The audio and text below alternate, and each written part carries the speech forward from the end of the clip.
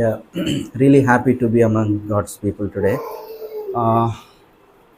దేవుని ప్రజల మధ్య ఉండటం నాకు చాలా సంతోషంగా ఉంది. Yeah, we'll look at Hebrews chapter 12. హెబ్రీయులకు రాసిన పత్రిక 12వ అధ్యాయం ఒకసారి మనం గమనించినట్లయితే Hebrews chapter 12, verse 14. 14వ వచనం చూద్దాం. There in the English Bible, there is a word used there called pursue. English బైబిల్లో పర్స్యూ అని చెప్పేసి ఒక మాట రాయబడిందండి. Pursuing is something we see young people doing. They pursue a career, a good education, a job, a good wife. They pursue, they run after it, go after it. So pursue అనే పదానికి తెలుగులో మనం అర్థం చేసుకోవాలంటే అప్పుడు మనం పిల్లల్ని మనం చదివిపిస్తున్నట్లయితే దాన్ని వాళ్ళని ఏమంటారు, దే ఆర్ పర్స్యూయింగ్ ఎడ్యుకేషన్ అంటాం. అట్లానే అదే రీతిగా వాళ్ళు భవిష్యత్తు గురించి వారు ఆలోచిస్తున్నట్లయితే మరి మంచి భవిష్యత్తు గురించి ఎంతో ఆతృతతో వాళ్ళు ఎదురు చూస్తున్నట్టుగా అర్థం చేసుకుంటాం. And God's word also asks us to pursue something. దేవుని యొక్క వాక్యం కూడా మనల్ని అదే రీతిగా ఏమంటారు ఆతృతగా ఎదురు చూడాలని చెప్పేసి మనల్ని కోరుకుంటుంది. It says, pursue peace with all men and holiness, without which no one will see the Lord. So ఇక్కడ తెలుగు బైబిల్ ఏం రాయబడ్డదంటే, అందరితో సమాధానమును పరిశుద్ధత కలిగి ఉండుటకు ప్రయత్నించండి, పరిశుద్ధత లేకుండా ఎవడను ప్రభువును చూడడు అని చెప్పి రాయబడినట్టు మనం చూస్తాం. Yeah, we should make every effort to live in peace with everyone. So మనం ఈ యొక్క లోకంలో బ్రతుకుతున్నప్పుడు మనం చేసే ప్రతి పని విషయంలో కానీ సమాధానాన్ని మనం వెంటాడవలసిన వారమే అంటున్నాం. It is good to ask ourselves, is there somebody I am not at peace with? So మనల్ని మనం ఒకసారి ప్రశ్నించుకోవాలి, నిజంగా మనం అందరితో సమాధానం కలిగి ఉన్నామా లేదనేది మనం పరీక్షించుకోవాల్సింది. Unmarried people can ask, am I at peace with my friends, parents, roommates? పెళ్లి కానిటువంటి వారైతే మీ యొక్క స్నేహితులైతేనేమి, లేకపోతే మీతో పాటు ఉంటున్నటువంటి వారితో మీతో సహా పనిచేసే వారితో అయితే మీరు సమాధానంగా ఉంటున్నారా లేదని ఒకసారి మీరు పరీక్షించుకోవాల్సిన వారు. Parents, తల్లిదండ్రులతో కూడా మీరు సమాధానం కలిగి ఉన్నారా లేదని ఒకసారి పరీక్షించుకోవాలి. And those of us who are married, we can ask ourselves, am I at peace with my wife, husband, in-laws, and relatives? మరి పెళ్ళైనటువంటి వారైతే మీ యొక్క భర్తలతో భార్యలు సమాధానంగా ఉన్నారా, లేకుంటే భార్యలు భర్తలతో సమాధానంగా ఉన్నారా, లేకపోతే మీ యొక్క అత్తమామలతో కానీ, లేకపోతే అత్తమామలు మరి మరదలు కానీ బామర్దలు కానీ వారితో మీరు అందరూ కూడా సమాధానంగా ఉన్నారా లేదని ఒకసారి పరీక్షించుకోవాల్సిన వారు అంటున్నారు. Why is it that some people are not at peace? They don't want peace. ఎందుకు కొంతమంది సమాధానం కలిగి ఉండరు, మరి వారు ఎందుకు సమాధానాన్ని వెతకరు అంటే Verse 15 says that. 15వ వచనం చెప్తుంది, ఇలా చెప్తుంది, see to it that no one falls short of the grace of God. మీలో ఎవడైనాను దేవుని కృపను పొందకుండా తప్పిపోనేమో అనియు చేదైన వేరు ఏదైనా మొలచి కలవరపరచడం వలన అనేకులు అపవిత్రులైపోదురేమో అనియు.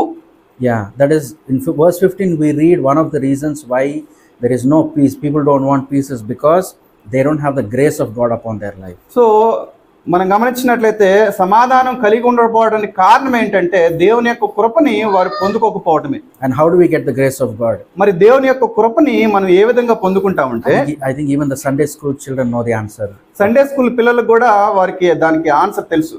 Those who are humble, they receive grace. ఎవరైతే దీనులుగా ఉంటారో వారే దేవుని యొక్క కృపను పొందుకుంటారు. Those who are arrogant, they will say, why should I go ask forgiveness? Let that person come and ask forgiveness. ఎవరైతే అరగెంట్ గా ఉంటారో వారు దేవుని యొక్క కృపని పొందుకోలేరు. They will say, why should I go and ask forgiveness?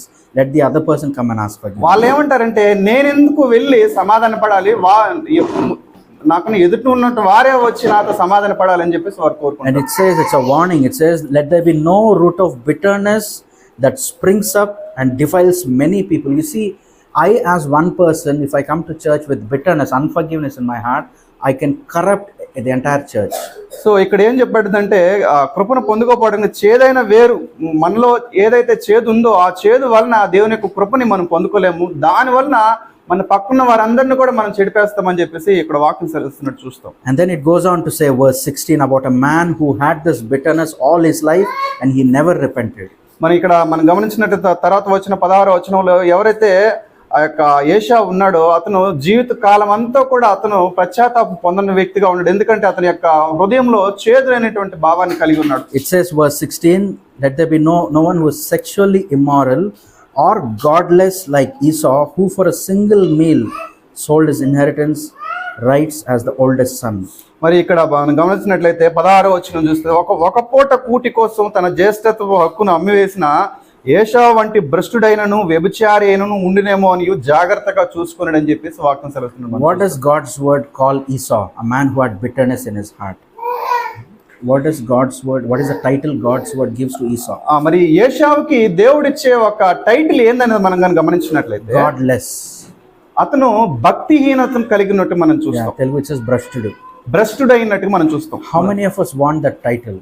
మరి మనలో ఉన్నటువంటి వారము ఎంతమంది మనం భ్రష్టులు అని పిలిపించుకోవడానికి ఉన్నాం? But in God's eyes, if I don't forgive others, if I have bitterness and hatred, I am a godless person in మరి God's దేవుని యొక్క హృదయంలో మనం ఎవరినైనా క్షమించినట్లయితే దేవుని దృష్టిలో మనం భ్రష్టులైనటువంటి వారం అని చెప్పేసి వాక్యం సెలవిస్తాం. And it says this is after he sold his birthright. మనం ఇక్కడ గమనించినట్లయితే అతను తన యొక్క జ్యేష్ఠత్వ హక్కును అమ్మివేసిన తర్వాత ఇక్కడ ఈ మాట చెప్పబడింది. Verse 17, after that he wanted to inherit the blessing. తర్వాత అంటే ఆ యొక్క జ్యేష్ఠత్వ హక్కును తన తమ్మునికి ఇచ్చేసిన తర్వాత అతను పశ్చాత్తాపడినట్టు మనం గమనిస్తాం. No, it says he wanted to inherit the blessing. మళ్ళీ ఆ యొక్క జ్యేష్ఠత్వ హక్కును తను పొందుకోవాలని ప్రయత్నించినట్టు మనం చూస్తాం. It says he was rejected. కానీ అతను తృణీకరించబడినట్టు మనం గమనిస్తాం. And this is the scary verse. It says, for he found no place of repentance. అతను శ్రద్ధగా వెతికినను మారు మనసు పొందుటకు అవకాశం దొరకక విసర్జింపబడినని చెప్పేసి వాక్యం సెలవిస్తున్నాడు. I'll tell you, that is a very scary verse. It says there was no place for him to repent. అది చాలా భయంకరమైనటువంటి మాట. ఎందుకంటే అతను పశ్చాత్తాపడడానికి కూడా అతనికి ఛాన్స్ లేనటువంటి విధంగా అతను అయినట్టు మనం గమనిస్తాం. Why? ఎందుకు? Because he wanted the blessing. He didn't want to seek God. He wanted the blessing. మరి అతను దేవుని పట్ల మారు మనసు కోసం వెతకలేదు, కానీ అతను ఏదైతే పోగొట్టుకున్నాడో ఆ యొక్క జ్యేష్ఠత్వ హక్కునే అతను మరలా తిరిగి పొందుకోవాలనుకున్నాడు. And he had tears also. అందుకోసమే అతను పోరాడు, కానీ మళ్ళీ అతను కన్నీళ్లు కూడా విడిచాడు దానికోసం. కానీ దేవుని వెతికినట్టు మనం గమనించాం. That tears are not godly sorrow. Lord, I hurt you, I disgraced you. That was not the sorrow he had. His sorrow was, oh, I lost the blessing, I want the blessing. That is a fake repentance. మరి ఇక్కడ ఇతను ఎందుకోసం కన్నీళ్లు విడిచాడంటే తను ఏదైతే పోగొట్టుకున్నాడో దాన్ని పొందుకోవటానికి కన్నీళ్లు విడిచాడు, కానీ నిజంగా దేవుని ఎదుట అతను పశ్చాత్తాపడి కన్నీళ్లు విడిచినట్టుగా మనం గమనించాం. Yeah, he was a man who had that root of bitterness. It sprung up and defiled all his descendants. మరి ఇతని గురించి, ఏశావు గురించి మనం గమనించినట్లయితే అతను చేదైనటువంటి అనుభవాన్ని హృదయాన్ని కలిగి ఉండి జీవితం మొత్తాన్ని కూడా అతను నాశనం చేసుకున్న విధంగా ఉన్నట్టు మనం చూస్తాం. In English, when we say bitterness, it means unforgiveness and hatred, unwilling to forgive others. మరి ఇక్కడ చేదైనటువంటి అనే పదానికి అర్థం ఏంటంటే ఇతరులను క్షమించకపోవటం, ఇతరులతో సమాధానం కలిగి ఉండకపోవటమే నిజమైనటువంటి చేదైనటువంటి అనుభవం. You see in Genesis 27, you read about Esau there. మరి ఆదికాండం 27వ అధ్యాయంలో ఏశావు గురించి చదువుతాం. Genesis 27 verse 41. సో 27వ అధ్యాయము 41వ వచనం కనుక మనం చదివినట్లయితే ఇక్కడ తెలుగులో ఏం రాయబడిందంటే, తన తండ్రి యాకోబుకి ఇచ్చిన దీవెన నిమిత్తము ఏశావు అతని మీద పగపట్టెను, మరియు ఏశావు నా తండ్రిని గూర్చిన దుఃఖ దినములు సమీపముగానున్నవి, అప్పుడు నా తమ్ముడైన యాకోబును చంపేదని అనుకొనెను అని చెప్పి రాయబడినట్టు మనం. Yeah, in the English Bible said, he said to himself, in his heart he said, he had a grudge and bitterness, I want to kill my brother. మరి ఇక్కడ ఇదే మాటని మన ఇంగ్లీష్ బైబిల్లో కానీ మనం చదివినట్లయితే తన యొక్క మనసులో తను ఏమనుకున్నాడు అంటే, నా యొక్క తమ్ముడిని నేను చంపుదును అనే ఒక చేదైనటువంటి హృదయం అతనికి ఉన్నట్టుగా మనం చూస్తాం. He didn't tell anybody outside. In his heart he said to himself. మరి అతను ఎవరికి కూడా, తన తల్లికి గారి ఎవరికి కూడా ఆ మాట చెప్పలేదు, కానీ తన యొక్క హృదయంలోనే తను అనుకున్నాడు తన తమ్ముడిని నేను చంపుతాను అని చెప్పేసి. But see what happened in verse 42. మరి 42వ వచనంలో ఏం జరిగిందో మనం చూద్దాం. నా తమ్ముడైన యాకోబును చంపేదనని అనుకొనెను, రిబ్కా తన పెద్ద కుమారుడైన ఏశావు మాటలను గూర్చి వినినప్పుడు. What does it say verse 42? The words of Esau came out as words. మరి ఇక్కడ ఏం రాయబడిందంటే, ఆ ఏశావు గురించి తన తల్లి ఆ యొక్క మాటలు విన్నప్పుడు. So verse 41, it was only in the heart. The bitterness was only in the heart. But verse 42, it could be heard by others when it came out of the mouth. మరి 41వ వచనంలో తన మనసులోనే తన తమ్ముడిని చంపాలనుకొని అతను అనుకున్నాడు, కానీ 42వ వచనంలోకి వచ్చేటప్పటికి ఆ మాటలు తన తల్లికి కూడా తెలిసినట్టుగా మనం గమనిస్తాం. See, if we keep any sin in our hearts, it won't stay. It will come out one day through our mouth. మనలో మనం పాపము ఉంచుకున్నట్లయితే అది మనలోనే ఉండదు, కానీ ఏదో ఒక రోజు అది బయటకు వస్తుంది. The same way, lust, sexual lust, if we have lust in our heart, in our eyes, it will come out one day. You can see at a man's eyes and tell if that man's eyes are lustful or pure. సరే, అదే రీతిగా మన యొక్క హృదయం ఏదైతే నిండి ఉంటుందో అది ఒకరోజు బయటకు వస్తుంది. అదే రీతిగా లైంగిక సంబంధించినటువంటి అపవిత్రతకు సంబంధించినటువంటి పాపాలు మనలో ఉన్నట్లయితే అవి మనలోనే ఉండవు, కానీ ఏదో ఒక రోజు బయటపడి అవి మనల్ని నాశనం చేస్తాయని చెప్పి మనం can be seen in the eyes. అది ఆ యొక్క మనలో ఉన్నటువంటి లైంగిక పాపాలు మనలో ఉన్నాయంటే మన కళ్ళను బట్టే దాన్ని గుర్తిరగచ్చు. So in the book of Amos, Amos గ్రంథం కనుక మనం ఒకసారి చూసినట్లయితే chapter 1, 1వ అధ్యాయము, there are 4 things the Lord mentions here about Esau. ఏశావు గురించి 4 విషయాలు ఇక్కడ చెప్పబడ్డాయి. Amos chapter 1, ఆమోసు గ్రంథము 1వ అధ్యాయము verse 11. 11వ వచనం There చూద్దాం. are 4 sins. 4 పాపాలు ఇక్కడ రాయబడినట్టు మనం చూస్తాం. ఏదోము కూర్చున్నట్టు యెహోవా సెలవిచ్చినది ఏమనగా, ఏదోము 3 సార్లు 4 సార్లు చేసిన దోషమును బట్టి నేను తప్పకుండా వానిని శిక్షింతును. Yeah, so Edom is a nickname for Esau. ఈ ఏదోము అనేది ఆ మారు పేరు, ఏశావుకి మారు పేరు ఏంటంటే ఏదోము. Because he was, I think, having a red colored hair or red colored body, we don't know. He's called Edom. ఆయనకి ఇచ్చినటువంటి మారు పేరు ఏంటంటే ఏదోము అని చెప్పేసి అన్నట్టు మనం చూస్తాం. What is the first sin? మొదటి పాపం ఏంటంటే He pursued his brother with the sword. మరి అతను తన యొక్క తమ్ముడిని ఖడ్గముతో ఏమంటారు పగ తీర్చుకోవాలనుకున్నాడు. And he cast off all compassion. అతనిలో ఉన్నటువంటి కనికరాన్ని మొత్తాన్ని కూడా అతను తీసేసుకున్నట్టు మనం చూస్తాం. Maybe you can read that verse. ఒకసారి ఆ మాట చదువుదాం. Verse 11. ఏలయనగా వాడు కనికరమును చాలించుకొని ఖడ్గము పట్టుకొని ఎడతెగని కోపముతో తన సహోదరునకు వాని మానక చీల్చుచూ వచ్చెను. Yeah. Now, where do we read that word tear? You tear somebody apart. It is actually a hungry tiger that tears a deer. It's so hungry that it tears that meat apart. మరి ఎక్కడ ఇటువంటి మాటను మనం చదువుతాం అంటే ఒక ఖడ్గం చేత ఏమంటారు ముక్కలుగా చేయటం అనే మాటను ఎక్కడ చూస్తాం అంటే ఒక పులిని కానీ మనం గమనించినట్లయితే ఒక జంతువుని పట్టుకొని చీల్చి చెండాడినట్టుగా మనం చూస్తాం. So that was the anger that Esau had. I will not forget what you did for me. I will tear you continually with my anger. ఏశావు తన యొక్క తమ్ముడి పట్ల అదే విధమైనటువంటి పగను కలిగి ఉండి తనని చీల్చి చెండాడాలనే ఒక భావంతో ఉన్నట్టుగా మనం గమనిస్తాం. Remember, Esau is not a heathen man. He is the descendant of the great man of God, Abraham. మరి ఏశావు ఎవరంటే మనం కానీ గమనించినట్లయితే ఏశావు ఎవరో ఒక అన్యజనుడు కాదు, దేవుడిని ఎరగని వ్యక్తి కాదు, కానీ అతను అబ్రహాము సంతానమైనటువంటి ఒక వ్యక్తి అయినట్టు మనం చూస్తాం. And verse 12, the Lord says he will bring judgment on the land of Edom. మరి 12వ వచనంలో మనం కానీ గమనించినట్లయితే ఈ దేవుడు ఏదోము మీద జడ్జిమెంట్స్ తీసుకొస్తాడని చెప్పి మనం చూస్తాం. Now let's forget about Esau. Let's think about ourselves as husbands. Sometimes even wives. In anger, we tear our life partners apart. We don't want to forgive.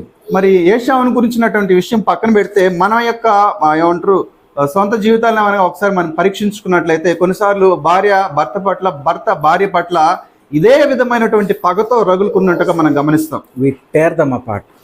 ఆ చీల్చి చెండాడాలనే ఒక ఏమంటారు ఒక హృదయాన్ని మనం కలిగి ఉంటాం. Yeah, behaving like a wild beast. క్రూర మృగం వలె మనం అటువంటి సందర్భాల్లో ప్రవర్తిస్తున్నట్టుగా మనం చూస్తాం. Yeah, God is giving us time to repent. దేవుడు మనకు క్షమాపణ పొందుకోవడానికి పశ్చాత్తాపడడానికి సమయాన్ని ఇస్తూ ఉంటున్నాడు. And then you read in the book of Obadiah. ఉపదేవ గ్రంథంలో మనం కనుక చూసినట్లయితే You see there are 39 books in the Old Testament. 39 పుస్తకాలు పాత నిబంధనలో ఉన్నట్టు చూస్తాం. 38 books are referring to the nation of Israel or Judah. 38 పుస్తకాలు యూదా ఆ యొక్క ఇజ్రాయెల్ రాజ్యాల గురించినటువంటి వార్తలు చెప్పినట్టు చూస్తాం. But this one book, Obadiah, is talking about Esau, the Edomites, the descendants of Esau. మరి ఈ ఒబద్యా అనే పుస్తకం మాత్రం ఎదోమీయుల గురించినటువంటి మాటలమే ఇక్కడ రాయబడినట్టు మనం చూస్తాం. Not the descendants of Jacob, but the descendants of Esau. యాకోబు సంతానానికి సంబంధించినటువంటి మాటలు కాదు, కానీ ఏదోముకు సంబంధించినటువంటి అంటే ఏశావు సంతానానికి సంబంధించినటువంటి మాటలు అనుకోవచ్చు. So you read in Obadiah chapter 1 verse 2. ఒబద్యా 1వ అధ్యాయం 2వ వచనం చూసినట్లయితే I'll make you small among the nations. This is about the Edomites. God is ఎదోమీయులకు చెప్తున్న దేవుడు చెప్పే మాట ఏంటంటే, నేను అన్ని జనుల్లో నిన్ను అల్పునిగా చేసి తిని. Why? ఎందుకంటే verse 3, the pride of your heart has deceived you. మరి 3వ వచనంలో దానికి సమాధానంగా ఉన్నట్టు చూస్తాం.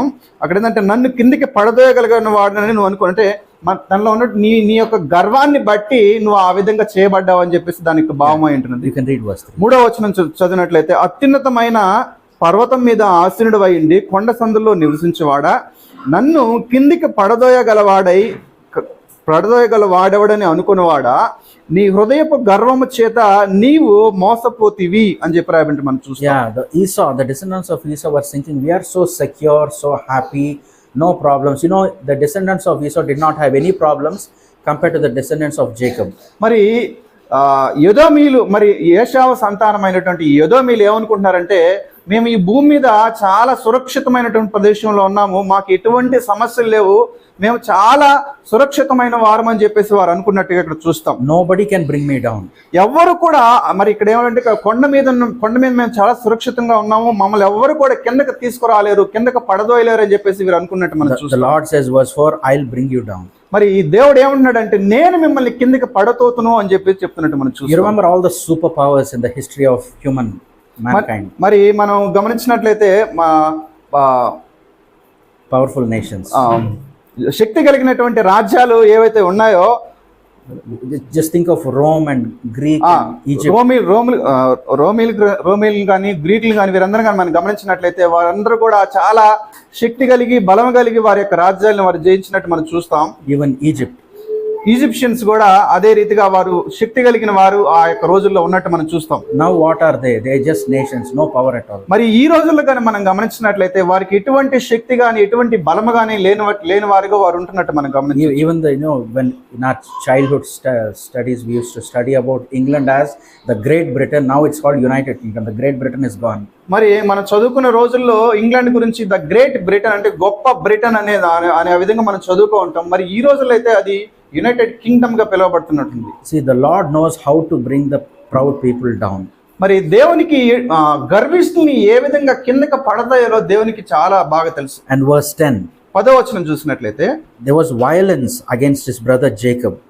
మరి you can read verse 10. 10వ వచనం మనం చూసినట్లయితే, నీ సహోదరులైన యాకోబు సంతతికి నీవు చేసిన బలాత్కారమును బట్టి నీవు అవమానం నొందుదువు, ఇక నన్నటికి లేకుండా నీవు నిర్మూలమగుదువు అని చెప్పేసి 10వ వచనం రాయబడి మనం చూస్తాం. And then verse 11. 11వ వచనం, నీవు పగవాడివై నిలిచిన దినమందు పరదేశులు వారి ఆస్తిని పట్టుకొని పోయిన దినమందు అన్యులు వారి గుమ్మంలోనికి చొరబడి యెరూషలేము మీద చీట్లు వేసిన దినమందు నీవును వారితో కలిసి కొంటివి కదా. And the English Bible it says, you stood aloof doing nothing when your brother was being plundered by the enemies. మరి ఇంగ్లీష్ బైబిల్ ఏం రాయబడ్డదంటే, నీ యొక్క సహోదరుడు నాశనం అవుతున్నప్పుడు నువ్వు ఏమీ తెలియనట్టు ఉన్నావు అని చెప్పేసి ఇంగ్లీష్ బైబిల్ రాయబడి చూస్తాం. And they were rejoicing. మరి నీ యొక్క సహోదరుడు ఏమంటారు, నాశనం అవుతుంటే నువ్వు సంతోషిస్తున్నట్టుగా ఉన్నావు అని చెప్తుంది. Verse 12. 12వ వచనం చూద్దాం. Isn't that true of all of us in our flesh? When somebody hurts us and something bad happens to them, there is a carnal rejoicing in our flesh. మన యొక్క జీవితాల్లో కూడా మనం కానీ గమనించినట్లయితే, ఏశావు ఏ విధంగా అయితే ఉన్నాడో తన యొక్క సహోదరుని పట్ల, మన ఇతరుల పట్ల కూడా మనం కూడా అటువంటి హృదయము కలిగి ఉంటున్నాం. అంటే వారికి ఏదైనా హాని జరిగినప్పుడు, ఏదైనా ఆపద వచ్చినప్పుడు మనం సంతోషించే వారమై ఉంటున్నాం. And something good happens, we are so sad. వారికి ఏదైనా మంచి జరిగితే మనం ఈర్ష్య చెందినటువంటి వారంగా ఉంటుంటాం. And look at verse 15. It's a very very strong word, verse 15. 15వ వచనం ఒకసారి మనం చదివినట్లయితే చాలా బలమైనటువంటి మాట. యెహోవా దినము అన్ని జనులందరి మీదికి వచ్చుచున్నది, అప్పుడు నీవు చేసినట్టే నీకును చేయబడును, నీవు చేసినదే నీ నెత్తి మీదకి వచ్చును అని చెప్పి రాయబడినట్టు. Very strong word. ఇది చాలా స్ట్రాంగ్ వచనంగా మనం చూస్తాం. As you have done, it will be done to you. నువ్వు ఏదైతే నీ యొక్క తమ్ముడికి లేకపోతే నీ ఇరుగు పొరుగు వారికి చేసావో అదే నీకు ఏమంటారు తిరిగి వస్తుందని చెప్పేసి నీ యొక్క మాట యొక్క భావంగా చూస్తాం. I don't know, in Australia you heard this, there's something called boomerang. మరి ఆస్ట్రేలియా దేశంలో బూమరాంగ్ అనేది ఉంది, మీకు తెలుసో లేదో. It's a A-shaped thing, shape of a letter A. అది ఏ ఉంటది కదా, ఆ లెటర్ లాగా ఆ యొక్క ఆకారంలో ఉంటుంది. With the same force you throw, it will come back to you. మరి మనం ఏదైతే ఫోర్స్ తో ఒక దాన్ని విసిరి పెడతామో అదే ఫోర్స్ తో అది మనకి తిరిగి వస్తుంది. That's called boomerang. దాన్ని బూమరాంగ్ అంటారు. Here you see Lord saying, whatever you do, it will be done to you. ఇక్కడ 15వ వచనంలో మనం గమనించినట్లయితే, నువ్వు ఏదైతే నీ యొక్క ఎదుటి వారి పట్ల చేస్తావో అదే నీకు తిరిగి వస్తుంది అని చెప్పేసి ఈ యొక్క మాట భావమై ఉంటుంది. All of us who are young husbands and wives. మరి యవనస్తులు అన్నటువంటి భార్యలు, యవనస్తులు అన్నటువంటి భర్తలు ఇక్కడ ఉన్నారు. The way we treat our in-laws now is exactly how we will be treated 15-20 years later when we become a father-in-law and mother-in-law. మరి మన యొక్క బామర్దులు కానీ, మరదళ్ళు కానీ, వదులు కానీ మనం ఏ విధంగా అయితే అంటే అత్తంటి వారిని మనం ఏ విధంగా అయితే ట్రీట్ చేస్తామో 20 సంవత్సరాల తర్వాత మన పట్ల కూడా అదే ట్రీట్మెంట్ దేవుడు చూపిస్తాడని చెప్పేసి వాక్య భావం. God is very righteous. Whatever we sow, that is what we reap. దేవుడు చాలా నీతిమంతుడు. మనం ఏదైతే విత్తామో లేకపోతే ఏదైతే ఇతరులకు చేస్తామో అదే తిరిగి వచ్చేటట్టు వారికి చేస్తాడని చెప్పి. If I am unmerciful to my wife or to the husband, God also will be unmerciful to me. నా యొక్క భార్య పట్ల నేను కనికరం లేని వాడినైతే దేవుడు కూడా నా పట్ల కనికరం కలిగి ఉండడని చెప్పేసి ఇక్కడ చూస్తున్నాం. How many of us want God to be hard on us?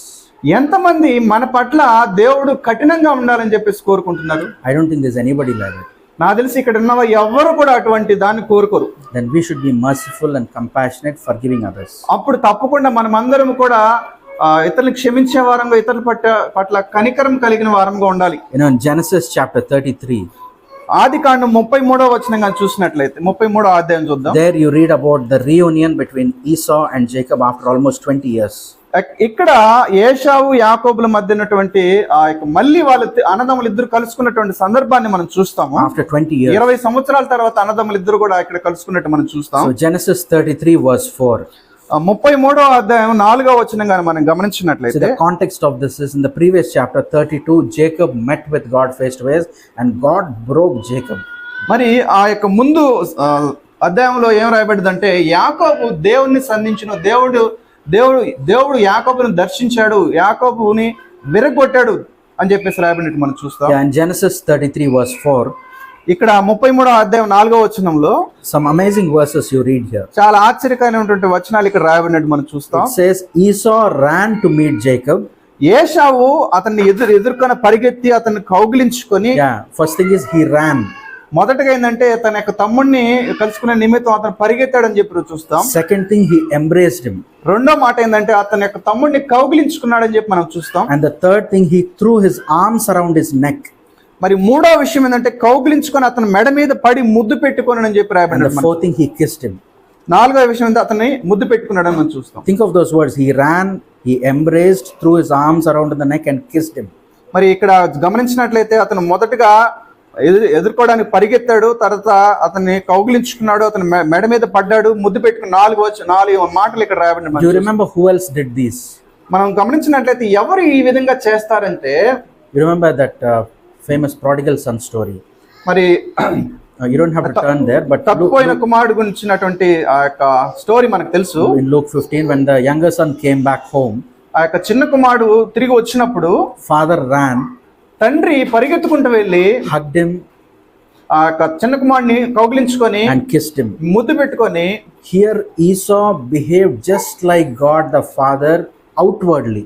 మరి ఇక్కడ ఏశావు కూడా ఆ యొక్క తప్పైన కుమారుడు సందర్భంలో తండ్రి ఏ విధంగా అయితే చిన్న పిల్లవాడి పట్ల చేశాడో అదే రీతిగా ఏశావు కూడా బాహ్యంగా అదే రీతిగా చేసినట్టు మనం చూస్తాం. Outwardly, బాహ్యంగా, but inside the bitterness is still there.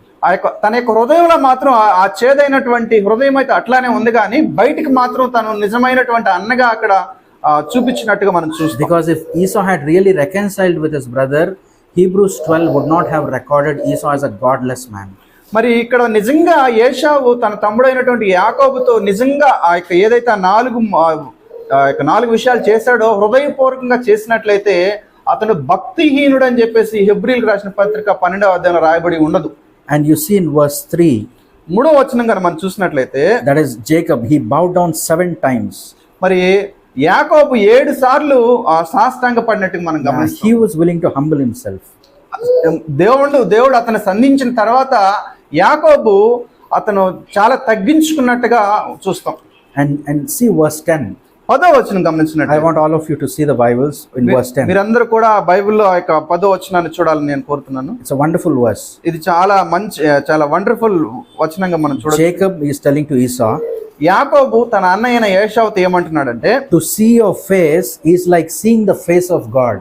నిన్ను చూస్తుంటే దేవుని ముఖమును చూసినట్లుగా ఉందన్నట్టుగా తన యొక్క అన్న పట్ల తమ్ముడు చెప్తున్నట్టు మనం చూస్తాం. Isn't that amazing? అది చాలా ఆశ్చర్యకరమైనటువంటిదిగా మనం Esau was a godless man. ఏశావు భక్తిహీనుడని మనకు తెలుసు. no repentance, అతనిలో ఏ విధమైన పశ్చాత్తాపం లేదు. no hunger for God. దేవుని పట్ల అతనికి ఆకలి గాని ఆకలి దప్పు లేనట్టుగా మనం One గమనిస్తాం. who's got a continuous hatred towards Jacob.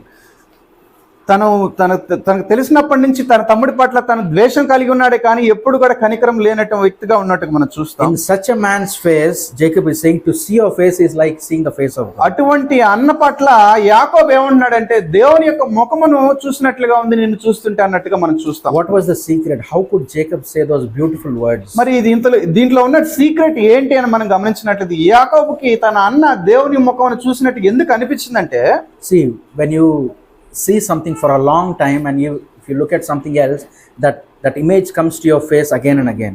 మనం ఒక విషయాన్ని ఎక్కువ రోజులు చూసినట్లయితే కొన్ని రోజుల తర్వాత మళ్ళీ అదే ఒక పిక్చర్ మనలో కనిపిస్తూ ఉంటది. That is what happened in the previous chapter 32. He saw God. Jacob saw God. మరి అదే ఇక్కడ జరిగినట్టు మనం చూస్తాం. 32వ అధ్యాయంలో యాకోబు దేవుణ్ణి చూశాడు, అందువల్లనే ఇలా జరిగిందని. And he's seeing God everywhere. He's not seeing Esau who's troubling him, but he saw God's face in him. మరి ఈ యొక్క 32వ వచనంలో అతను దేవుణ్ణి చూశాడు కాబట్టి తన అన్న ఎటువంటి వాడైనప్పటికీ కూడా అందరిలో కూడా అతను ఏం చేస్తున్నాడంటే దేవుణ్ణి చూస్తున్నట్టుగా మనం చూస్తాం. But many Christians, many of us today, చాలా మంది క్రైస్తవులు ఈ రోజుల్లో ఎలా ఉన్నారంటే, they see Satan in the faces of the people who hurt them. So సైతాను వారు చూసిన ప్రతి ఒక్కరిని కూడా సైతాను సంబంధంగా వారు చూస్తుంటున్నారు. There are some people who say, no, husband he's like Satan, wife is like Satan, in-laws are like Satan, my boss is like Satan, everywhere Satan. They don't see the face of God. So మనం గమనించినట్లయితే మన కుటుంబాల్లో కూడా కొన్నిసార్లు భార్యని సైతాన్ అంటాం, భార్య భర్తని సైతాన్ అంటాం, లేకపోతే మన యొక్క బాసులను కూడా వీరు సైతాన్ సంబంధులు అని చెప్పి మనం అంటున్నారు. మనం in-laws are Satan, లేకపోతే మా అత్త సంబంధమైనటువంటి వారి బంధువులు ఎవరైతే ఉన్నారో వారందరూ కూడా సైతాన్ సంబంధులు అని చెప్పేసి చాలాసార్లు అనుకుంటూ ఉంటాం. Can we ask God to make this verse 10 real? Lord, I want to see your face in the face of those people who hurt me and don't ask for forgiveness. So మనం కూడా దేవుని అడుగుదామా, ఇక్కడ యాకోబు ఏ విధంగా అయితే తన అన్నని దేవుని ముఖం చూస్తున్నాడో అదే రీతిగా అత్త సంబంధమైనటువంటి మన అత్త కుటుంబాలలో ఉన్నటువంటి వారిని కూడా మనం అదే రీతిగా చూడడానికి మనం దేవుడిని అడుగుదామా. And in Genesis 36, Esau and Jacob, they come back together to bury their father Isaac. మరి 36వ అధ్యాయం మనం కానీ గమనించినట్లయితే 35, Genesis 35, ఆదికాండం 35వ అధ్యాయము 29, 29వ వచనం చూసినట్లయితే Genesis 35:29, 29లో ఇస్సాకు కాలం నిండిన వృద్ధుడై ప్రాణం విడిచి మృతి పొంది తన పితరుల యొద్దకు చేర్చబడును, అతని కుమారులైన ఏశావు యాకోబులు అతన్ని పాతిపెట్టిరి. Esau and Jacob, they buried the dead body of their father. మరి వారి తండ్రి అయిన ఇస్సాకు ఏమంటారు ఆ యొక్క డెడ్ బాడీని వారు పూడ్చిపెట్టారు. But Esau did not want to bury the past. He kept it on the surface of his heart. He didn't want to bury the past. He didn't want to forget the past. మరి ఏశావు గురించి ఇక్కడ గానే మనం ఆలోచించినట్లయితే అతను తన యొక్క పాత గత జీవితం ఏదైతే ఉందో దాన్ని పాతి పెట్టడానికి తనకు ఇష్టం లేదన్నట్టుగా మనం చూస్తాం. He wanted to take revenge on Jacob. మరి ఇంకా కూడా తన యొక్క తమ్ముడు పట్ల ఆ యొక్క పగను తీర్చుకోవడానికి అతను చూస్తున్నట్టు. Verse 6, you read in Genesis 36 verse 6. 36వ అధ్యాయము 6వ వచనం గాని మనం చూసినట్లయితే, in the English Bible it says, Esau went into the country from the face of his brother Jacob. మరి ఈ ఇంగ్లీష్ బైబిల్ ఏం రాయబడిందంటే ఏశావు తన తమ్ముడైనటువంటి from the face of his brother he went away. తన తమ్ముడి యొక్క ముఖాన్ని తిప్పుకొని వేరే దేశానికి వెళ్ళాడు. I don't even want to see his face. ఇంకెప్పుడు కూడా తన యొక్క తమ్ముడి యొక్క ముఖాన్ని నేను చూడకూడదు అని చెప్పేసి ఈ యొక్క ఏశావు అనుకున్నట్టు మనం చూస్తాం. That is a mark of a person who's got bitterness. He will not even want to look at the eyes of the person who hurt him. మరి ఏశావు ఎటువంటి హృదయం ఎటువంటి వ్యక్తి అంటే ఇంకెప్పటికి కూడా తన తమ్ముడిని నేను చూడకూడదు అనుకుంటాను. మనం కూడా ఆ విధంగా ఉంటాం. అలా when we have bitterness, for example when the wife hurts us or the husband hurts, we don't even want to look into that person's face. So మన జీవితాల్లో కూడా మనం గమనించినట్లయితే భార్య కానీ భర్త కానీ ఏదన్నా సంఘటన జరిగినప్పుడు ఒకరికొకరు మొహాలు చూసుకోకుండా ఉంటాం. You read in Luke 22.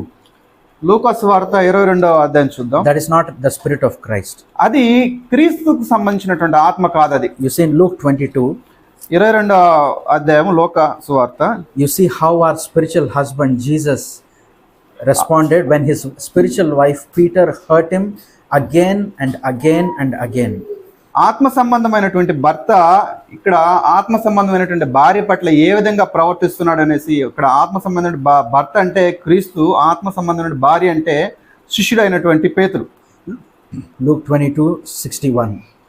61వ వచనం చూద్దాం. 61వ వచనం. అప్పుడు ప్రభువు తిరిగి పేతురు వైపు చూసెను గనుక పేతురు. So wonderful, beautiful words. Jesus turned, he did not turn away like Esau, but Jesus turned and he looked at into Peter's eyes.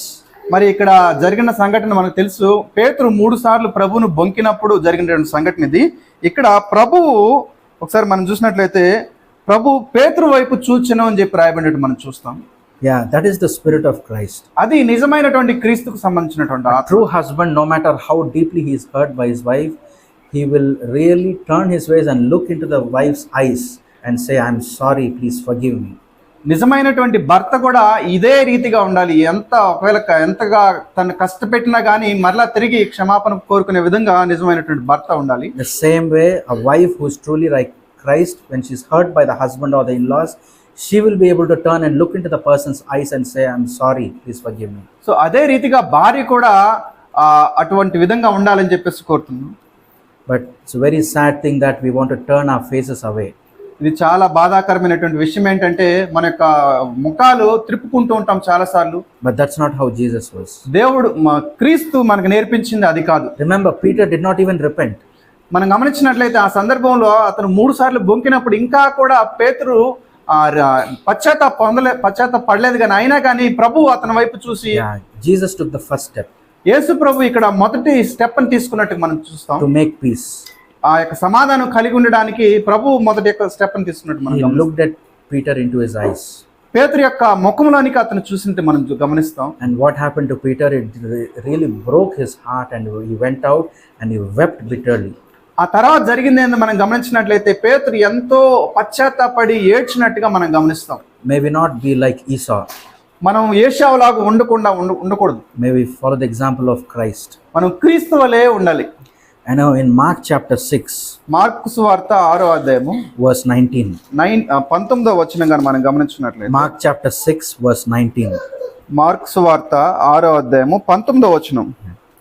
హేరోదియ అతని మీద పగపట్టి అతనిని చంపగోరిన గాని ఆమె చేత కాకపోయెను. ఎందుకనగా యోహాను నీతిమంతుడును పరిశుద్ధుడునగు మనుషుడని హేరోదు ఎరిగి అతనికి భయపడి అతన్ని కాపాడుచూ వచ్చెను. So here we talk about a woman, a powerful lady called Herodias. ఇక్కడ హేరోది అనే స్త్రీని ఒక పవర్ఫుల్ స్త్రీగా మనం చూడొచ్చు. You know what she did? ఆమె ఏం చేసిందంటే, she was living in open sexual sin. ఆమె తన భర్తని కలిగి ఉండి కూడా ఏమంటారు లైంగిక సంబంధమైనటువంటి పాపంలో జీవిస్తున్నట్టు మనం చూస్తాం. Her husband was alive. ఆమె యొక్క భర్త ఉన్నాడు. She left him. ఆ భర్తని వదిలేసింది. She came and married Herod. ఆ యొక్క హేరోదుని పెళ్లి చేసుకొని తనతో సహజీవనం చేస్తుంది. John the Baptist told, you are living in sin, you should repent. మరి బాప్తిజం ఇచ్చి యోహాను ఏమన్నాడంటే, మీరు పాపంలో జీవిస్తున్నాడని ఖండించినప్పుడు verse 19, 19వ వచనంలో రాయబడిందంటే, Herodias nursed a grudge against ఈ John. హేరోదియా చాలా బాప్తిజం ఇచ్చి యోహాను పట్ల కోపపడి చంపింపగోరని చెప్పి రాయబడినట్టు మనం చూస్తాం. Do you know who Herodias or the dynasty of Herod? There are 3 or 4 Herods in the Bible. Do you know to whom they belong to? మరి 4-5 హేరోదులు బైబిల్లో ఉన్నారు. హేరోదియా ఎవరంటే, they all belong to the family of Esau. They are the descendants, the Edomite family line. వీరందరూ ఈ యొక్క రాజ్యవంశం, ఈ హేరోదు రాజ్యవంశం, ఈ హేరోదు వీరందరూ ఎవరంటే యోదోమీయులు లేకపోతే ఏశావు సంతానం అని చెప్పేసి మనం గ్రహించవచ్చు. No wonder she is holding a grudge just like her ancestor Esau. తన సమకాలీనుడు లేకపోతే ఏశావు ఏ విధంగా అయితే చేదైనటువంటి హృదయాన్ని కలిగి ఉన్నాడో అదే చేదైన హృదయము తన యొక్క సంతానమైనటువంటి ఈ యొక్క హేరోదులో కూడా ఉన్నట్టు మనం గమనిస్తాం. If we as parents don't forgive one another as husband and wife, our children also will learn the same thing. భార్యాభర్తలుగా తల్లిదండ్రులుగా మనం ఒకరినొకరు క్షమించుకోనట్లయితే మన పిల్లలు కూడా అదే బుద్ధిని కలిగి అదే హృదయాన్ని కలిగి ఉంటారు. And she asked, verse 24, she asked for the head of John the Baptist. She wanted to get him killed. మరి 24వ వచనంలో మనం గమనించినట్లయితే బాప్తిజం ఇచ్చే యోహాను యొక్క తలని నరుక్కరమని చెప్పేసి హేరోదుకు చెప్తున్నట్టు మనం చూస్తాం. Yeah, one verse we forgot to read in Obadiah, verse 18. We don't have to turn there.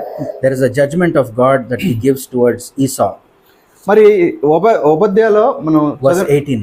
18వ వచనం కానీ మనం గమనించినట్లయితే ఏషావు మీద దేవుని యొక్క తీర్పు ఉంటుందని చెప్పేసి మనం చూస్తాం. Do you know what was that judgment?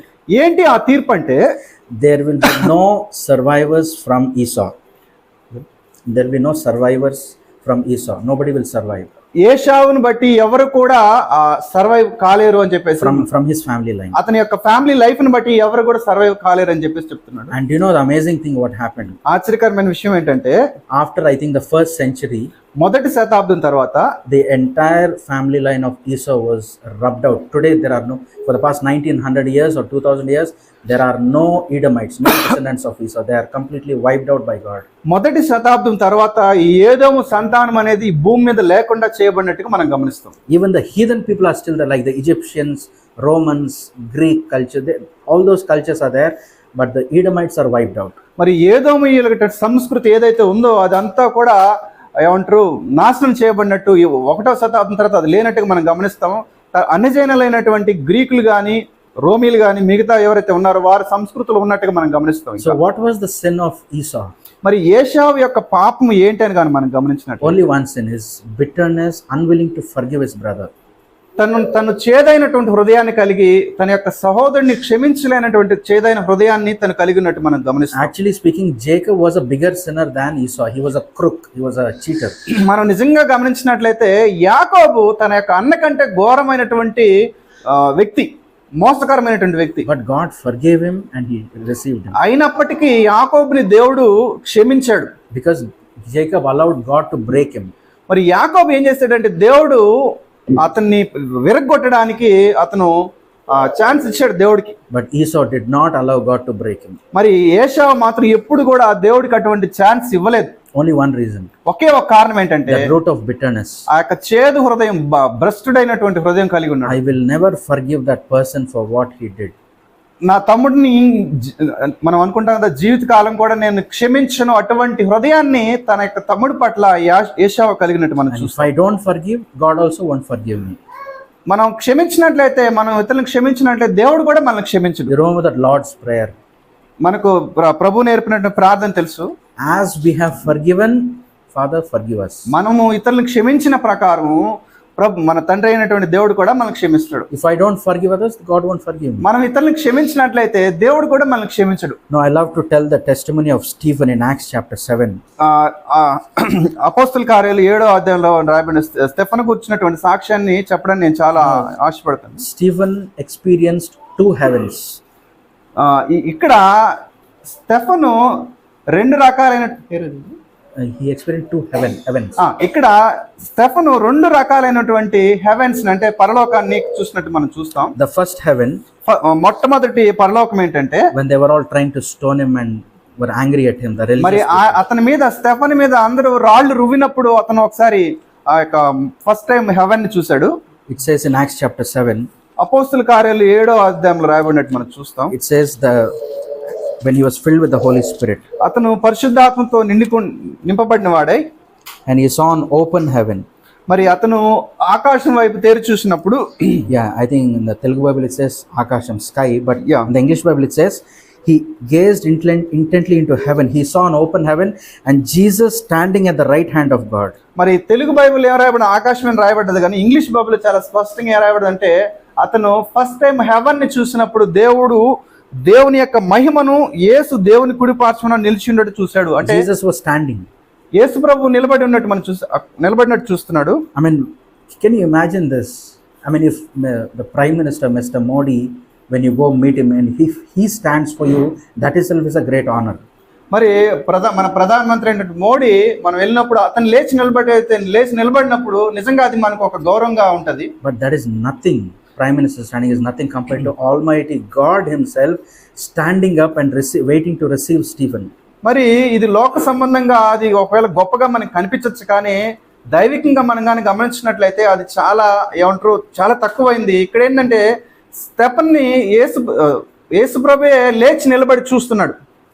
And it says verse 56. 56వ వచనం చూసినట్లయితే, behold, I see the heavens opened up.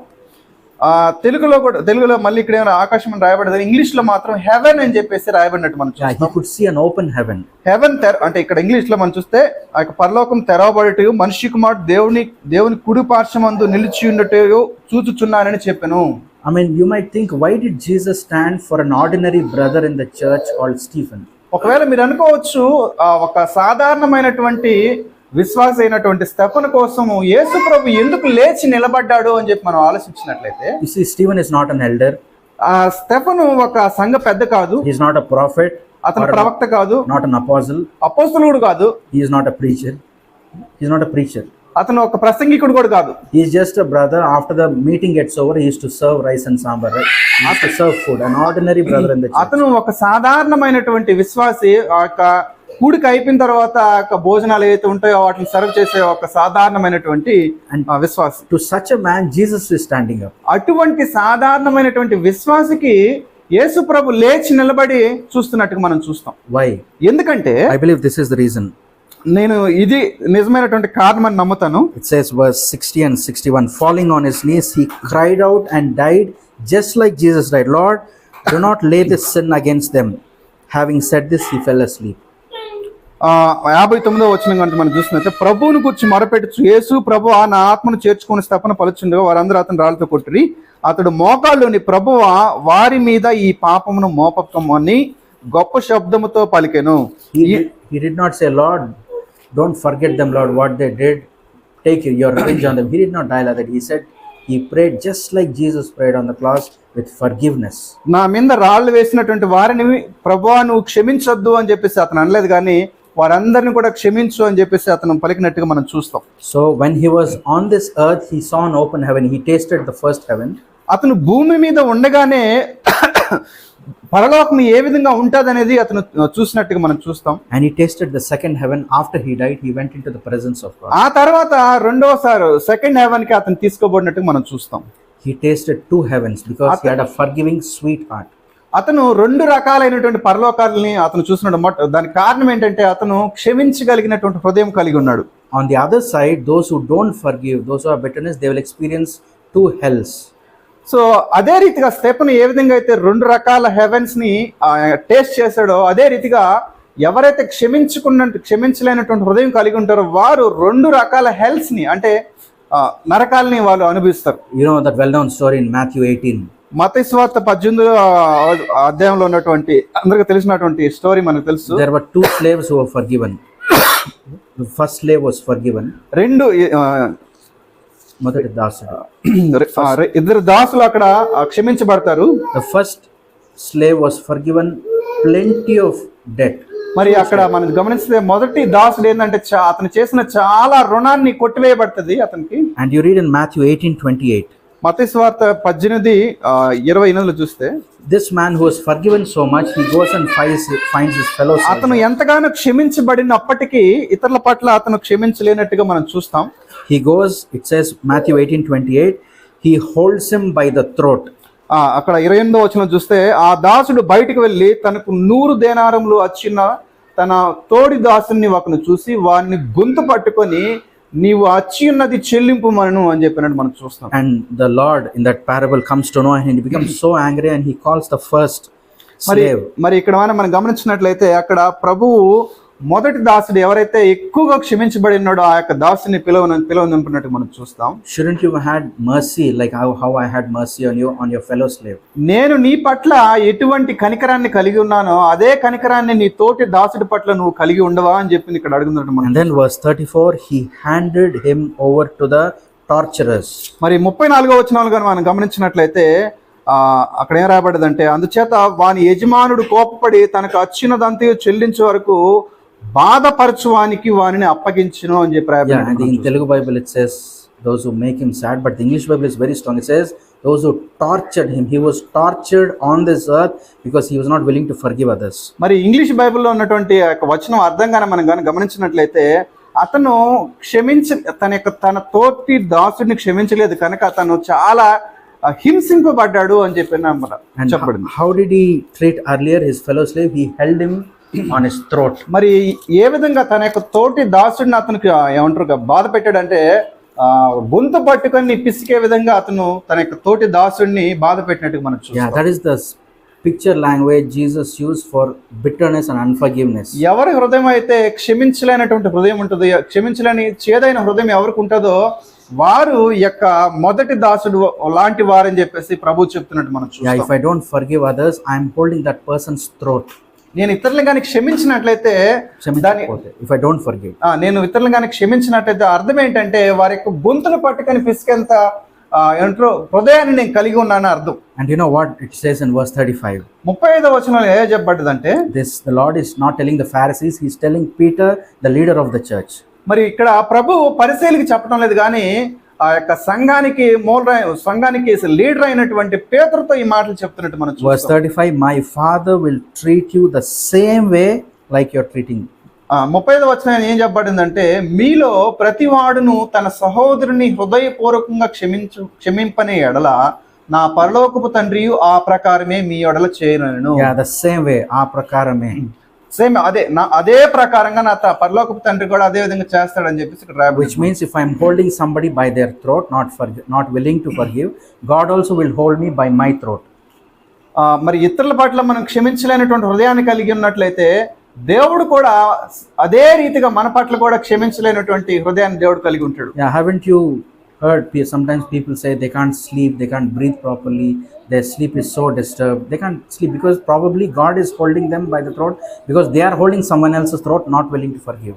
మరి మనం గమనించినట్లయితే కొంతమంది చెప్తుంటారు వారికి నిద్ర పట్టలేదని, వారికి నిద్ర రావట్లేదని చెప్పేసి కొంతమంది అంటుంటారు. ఇక్కడ మనం అర్థం చేసుకోవాల్సింది ఏంటంటే నిజంగా ఇక్కడ వారి ఇతరులను ఎవరినైనా క్షమించకపోయి ఉంటారు, అందువల్ల దేవుడు వారిని క్షమించలేదు కాబట్టి వారికి ఆ యొక్క నిద్ర రానిటువంటి సందర్భాన్ని మనం చూడొచ్చు. You know, there was one medical doctor in the US, a believer.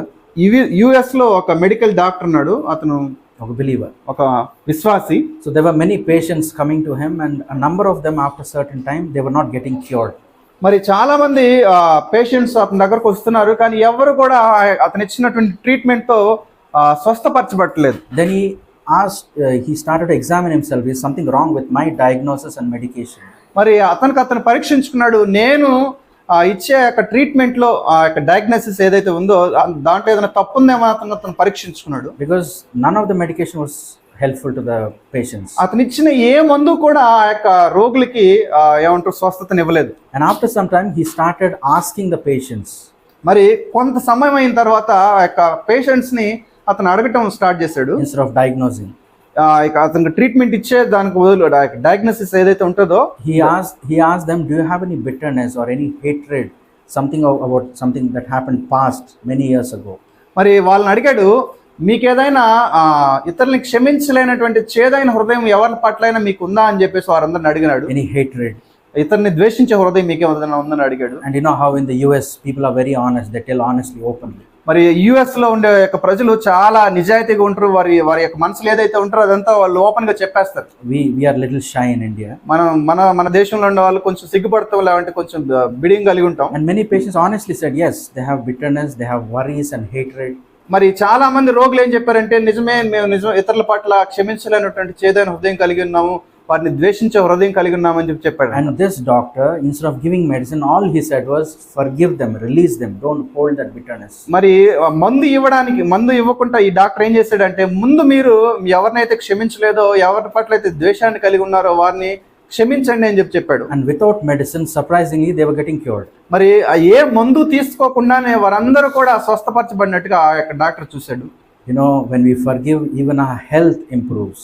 మనం ఇతరులకు క్షమించినప్పుడు మన యొక్క ఆరోగ్యం కూడా మెరుగుపడుతుంది. That a heart that is really seen how much, Lord, you have forgiven me, I want to forgive others. మరి మనకు తెలిసింది ఏంటంటే మనల్ని ఎంతగా ప్రభు క్షమించాడో మనం కూడా అదే రీతిగా ఇతరులను క్షమించాలి. Our home, our church can be like heaven when we learn to forgive. మన యొక్క గృహము, మన యొక్క సంఘము కూడా హెవెన్ లాగా ఉంటాయి ఎప్పుడంటే మనం అందరిని కూడా క్షమించినప్పుడు. Is there somebody I am trying to avoid, maybe in the church or in the home, relatives? I don't want to look at that person's face, that person has hurt me. మనం ఇతరుల face చూడనటువంటి వారంటే ఎవరైనా ఉన్నారా మన యొక్క గృహంలో కానీ, మనం పనిచేసే దగ్గర కానీ, సంఘంలో కానీ ఒకరి వైపు మనం మోహం చూపించుకోలేని విధంగా ఎవరైనా ఉన్నారా? If we forgive, the Lord will forgive and we'll taste heaven on this earth. మనం నిజంగా వారిని క్షమించినట్లయితే దేవుడు ఈ యొక్క భూమి మీద ఉన్నప్పుడే మనం పరలోకాన్ని అనుభవించే యొక్క అనుభూతిని మనకు కలుగజేస్తాడు. That is God's will for all of us.